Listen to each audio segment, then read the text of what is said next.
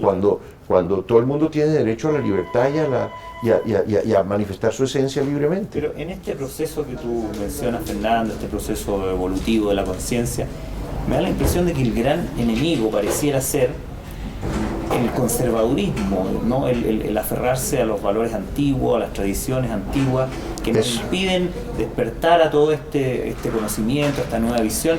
Y mi pregunta es, ¿cómo yo, que vengo de una familia bastante conservadora, me doy cuenta que la gente piensa que está preservando los valores de Dios cuando se resiste al cambio? Dice, no, hay que preservar estos valores que tenemos porque son los divinos, y se resiste a este cambio que tú propones. ¿Cómo se hace para que...? La única manera es a través de lo que yo llamo un evento de destino o un rayo despendejador. O sea, hay dos maneras de cambiar, a las buenas o a las malas. A las buenas es que tú te comprometes contigo mismo y entras en un proceso de autoobservación diario, de repasar la película de qué pasó en las 24 horas anteriores de tu vida para ver cómo se te chispoteó el ego y corregirlo. Eso es un proceso de autoesfuerzo personal, de libre albedrío y de compromiso contigo mismo. Muy poca gente lo hace, el 3% de la población. ¿Sí? Luego hay otro método, que es el método que tiene dos caminos. El de el sufrimiento en cómodas cuotas mensuales, ¿sí? en el que un ser humano se vaya saturando de sufrimiento poco a poco por un evento o por varios eventos que se le repiten sistemáticamente en la vida. Eventos que se le repiten, al que lo roban y lo roban y lo roban y lo roban, el que se divorcia, etc. O sea, uno tiene unas comprensiones que está buscando en la vida que se repiten y se repiten mientras no las aclare y las comprenda, ¿verdad? Entonces resulta que ese es un método, es lento, es creciente, que va hasta que llega un momento en que el sufrimiento atenaza a la persona del cuello y dice, yo ya no quiero sufrir más. Entonces, en ese momento, ¿qué hago para no sufrir? No tengo la información. Entonces, abro mi mente y busco ayuda. Busco a ver quién tiene la información. Cuando yo tengo la mente abierta y estoy valorando la información que yo voy a recibir, en ese momento llegan los maestros. Cuando el alumno está listo, el maestro aparece. Pero hay otro camino que no sea este del dolor. El otro camino es aún más fuerte. O sea, ya te dije el camino que no es el del dolor, que es el del compromiso y la transformación. Correcto. Los otros dos son de sufrimiento. Uno en cómodas cuotas mensuales y otra de un totazo. Un totazo es que súbitamente amaneces por la mañana y te dicen que la fábrica que tenías se quemó y que no había seguro. Entonces, te movió todo el piso.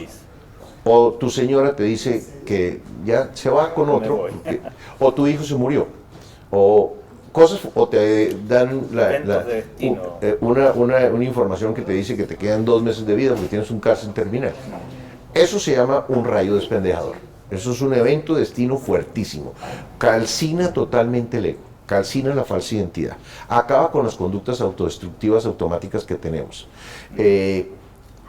Acaba con los dogmas, las creencias, absolutamente todo, porque en ese momento ya ahí no hay más mentiras de ti para ti. Es que tú te autoobserves y te evalúas imparcialmente.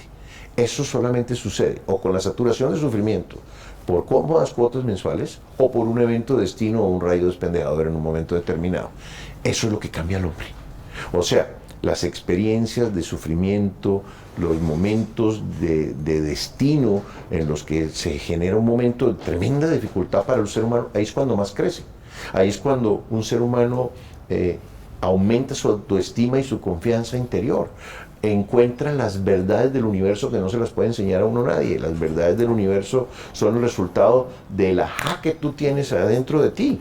Entonces, es una comprensión, es una verificación de que una información que antes era un conocimiento es una verdad comprobada y una certeza de que si yo actúo siendo tolerante, flexible, respetuoso y humilde, tengo 1000 veces más probabilidad de que me vaya bien en la vida que si yo actúo como intolerante, inflexible, fundamentalista y juzgador.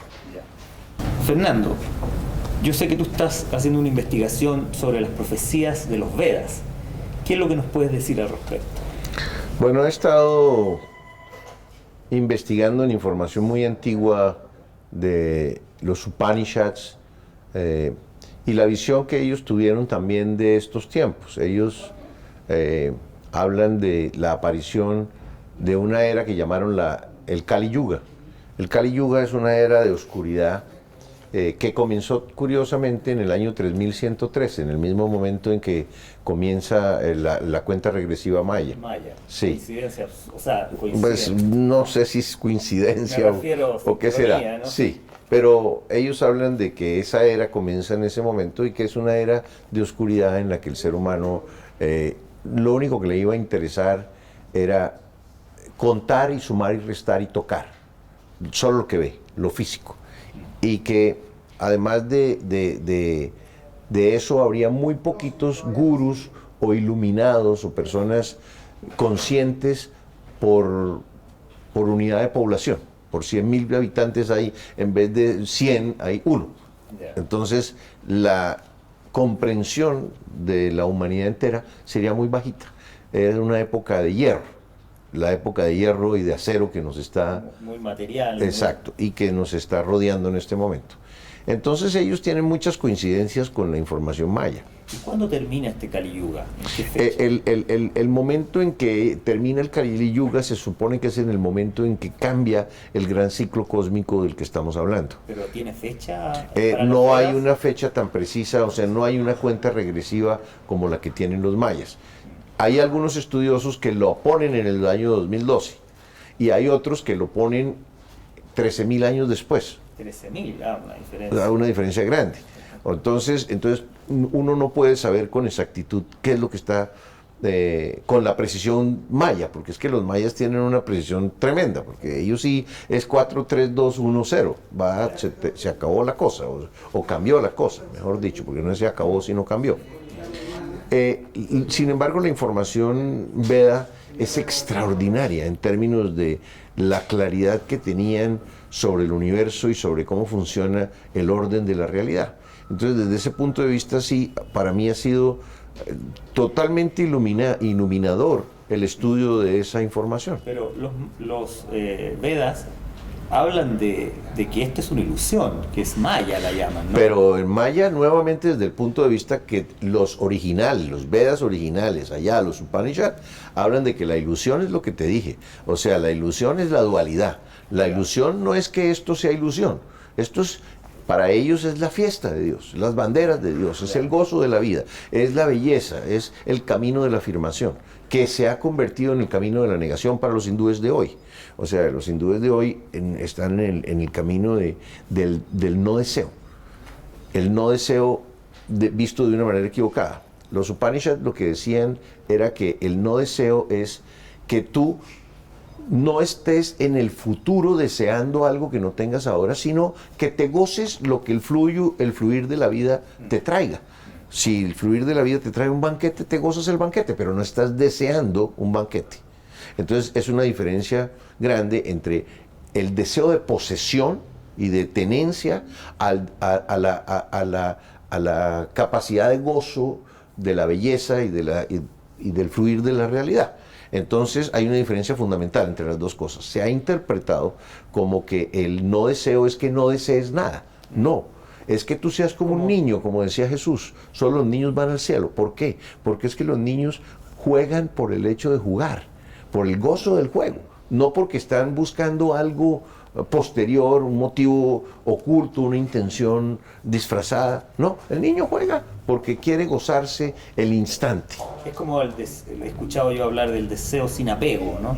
Sin apego al resultado específico, algo así, ¿no? Sí, pero en ese caso no es un deseo, porque el deseo es la mente en el futuro, es la mente pensando en atraer algo que en este momento siente que no tiene. Entonces ese no es el sentido es fluye con la vida y gózate lo que la vida te da, porque eso es para ti. El aquí y el ahora. Exacto, pero eso significa que gozas la belleza, gozas un helado, gozas un beso, gozas el sol, gozas el mar. No es un estado de yo no hago nada porque no quiero ser activo en la realidad, yo no quiero sentir, yo no quiero desear. No, esa es una visión del hinduismo moderno, por decirlo de alguna manera. ¿Qué fue lo que más te llamó la atención y te gustó del Vedanta? ¿Qué es lo que más rescatas tú? Uy, es que hay unos versos que hablan y que son tremendamente profundos. O sea, tú te puedes, para poder desentrañar lo que hay ahí adentro, te tienes que demorar mucho tiempo dándole vueltas a lo que quieren decir. Entonces es un ejercicio de concentración y de reflexión sobre la frase que ellos están diciendo. Alguien que ha sido una guía extraordinaria para mí en ese camino ha sido Osho. Osho, tú sabes que es un antisistema total. Es un rupturista, es una persona que está en contra de todos los sistemas y que lo que busca es que cada uno manifieste su individualidad y los atributos del ser que tiene. Entonces él está tratando de destruir los egos de todo el mundo. Para él, un ego es una religión establecida que separe al hombre de los demás hombres. O sea, para él una ideología hace lo mismo, para él una manera de visión económica hace lo mismo. Entonces él está en contra de todo. Por eso lo atacan tan profundamente. Pero él hace unos estudios sobre los Upanishads que son tremendamente esclarecedores sobre muchos puntos. Entonces, pues he estado estudiando a los Upanishads y luego encontré esas versiones iluminantes de Osho que me volvieron a permitir verlos nuevamente en otro contexto que ha sido realmente especial para mí. Ellos en cierta forma adelantaron un poco los descubrimientos de la física cuántica, se dice, ¿no? Así es decir, ¿qué es lo que dice la física cuántica? La física cuántica dice, tú eres el que creas tu realidad. La mente crea la materia. Los eventos son el resultado de las decisiones conscientes o inconscientes del ser humano, deliberadas o oscuras del ser humano. Tú creas tu realidad personal y co-creas tu realidad colectiva. Eso es lo que dice los Upanishads y eso es lo que dice la física cuántica. La física cuántica dice que dependiendo del observador, los resultados de los experimentos cambian.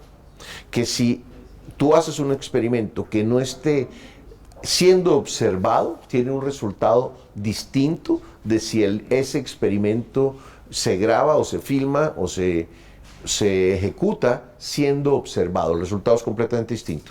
Lo hicieron con cañones de electrones atravesando una endija, que es un experimento tremendamente importante y que ha sido el motivo de muchos videos y de explicaciones sobre física cuántica, en el que se supone que se transforma una partícula en una onda. O sea que tenemos partículas travestis que en la mitad del camino se convierten en ondas. En realidad no hay tal, en realidad es que no hay partículas, lo único que hay son ondículas. O sea, si nosotros decimos qué es lo que es una partícula, es una onda concentrada en un espacio ultramínimo, que tiene un centro de generación de la onda. Si tú golpeas el centro de generación de la onda, esa onda se mueve y se convierte en una partícula, en lo que la ciencia llama una partícula, pero en realidad es una ondícula, es una onda concentrada en un espacio ultramínimo. ¿Es un concepto tuyo el de la ondícula? No, ya quisiera yo que fuera. La palabra yo la puse en español, ¿sí? Pero en inglés es wavicle, ¿sí? Wavicle. Entonces, es decir, es un pensamiento muy moderno de unos científicos modernos en los que dicen no hay tal dualidad de onda y partículas, sino lo que hay es solamente hay ondas. Y las ondas que parecen ser partículas, en realidad es una ondícula, es una onda comprimida a un espacio ultramínimo que oscila dentro de ese espacio a una frecuencia determinada y que mantiene esa frecuencia y tiene un orden escalar esférico estacionario interno, que es un concepto de Nikola Tesla, y que ese orden estacionario se mantiene y conserva los atributos de esa onda. Entonces, si es una vibración a una determinada frecuencia, lleva una luz verde en su interior, o lleva un rayos X, o lleva, sí, porque es una ondícula. Es un espacio esférico ultramínimo que tiene un centro de generación. El centro de generación es lo que se mueve. Si tú mueves el centro, mueves la onda. Entonces, al mover el centro, en realidad esa onda chiquitica parece una partícula. Eso se ha comprobado cuando se observa el mundo subatómico. cuando uno observa el mundo subatómico, encontró el principio de incertidumbre de Heisenberg, en el que una persona que trata de observar lo subatómico necesita iluminarlo, y al iluminarlo mueve lo subatónico. Perfecto. Entonces no hay manera Claro. de saber qué era lo que había ahí. O sea, la física cuántica nos estaría en el fondo volviendo a enseñar lo que querían enseñarnos los Vedas, sobre que Por supuesto. no somos seres individuales como partículas, sino... No. O sea, es que ¿no? ese proceso de la particularización del universo es un proceso de personalización y de egoización de la realidad, ¿verdad? Y de determinación de la realidad. La realidad determinista está basada en las partículas, Claro. ¿sí? La realidad cuántica está basada en las ondas. Entonces, la visión más avanzada es todo es ondas, no hay sino ondas. Y no se necesita nada que mueva la onda, porque estamos buscando un éter, ¿verdad? Hay unos experimentos en el 1921 que se hicieron sobre la existencia del éter, y se encontró que no existía el éter, ¿verdad? Porque ¿qué es lo que se mueve? El espacio mismo. ¿Qué es la mente de Dios? El espacio, que es lo que contiene a todo. Dentro de ese espacio, si el espacio oscila en unos límites determinados, eso se convierte en una ondícula, o si el espacio tiene un gran área de influencia, pues se convierte en el mar, se convierte en otros elementos que comienzan a interrelacionarse los unos en nosotros. Pero la mente del hombre lo que hace es interpretar esas ondas y las convierte en un holograma tridimensional. Un holograma tridimensional que nos permite actuar ahí, y que nos da un foco de visión o un foco de percepción que nos crea una dualidad aparente y que impide que nosotros podamos entender que somos uno solo.